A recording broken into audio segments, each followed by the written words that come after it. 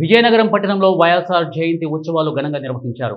Venkatalakshmi theatre సమీపంలో ఉన్న వైఎస్ఆర్ విగ్రహం వద్ద మాజీ డిప్యూటీ స్పీకర్ కొలగట్ల వీరభద్రస్వామి వైఎస్ఆర్ చిత్రపటానికి పూలమాలలు వేసి ఘనంగా నివాళులర్పించారు.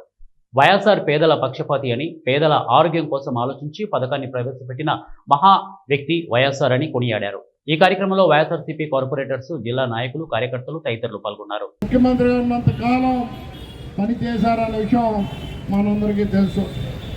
ఆ రోజు ఆయన తీసుకొచ్చిన ఉచిత కరెంటు వల్ల రైతాంగం అంతా ఈ ఆంధ్ర రాష్ట్రంలో సంతోషంగా ఉన్న రోజులు. అలానే పేద కుటుంబాల్లో ఉన్న వ్యక్తులు పేదవాళ్ళైనా ఉన్నతమైన చదువులు చదువుకోవాలని ఫీజు రియంబర్స్మెంట్ తీసుకొచ్చినదైనా, ఎక్కడైనా ఒక దీర్ఘకాలం వ్యాధులు వస్తే ఆర్థిక స్తోమత లేక ఆ వ్యాధులతోటే మరణించిన ఎన్నో సంఘటనలు ఆయన చూసి ఆరోగ్యశ్రీ అనే కార్యక్రమాన్ని తీసుకొచ్చి ఏ పేదవాడికి ఎంతటి వ్యాధి వచ్చినా ఉచితంగా వైద్యం చేసుకునే అవకాశాన్ని కల్పించిన వ్యక్తి.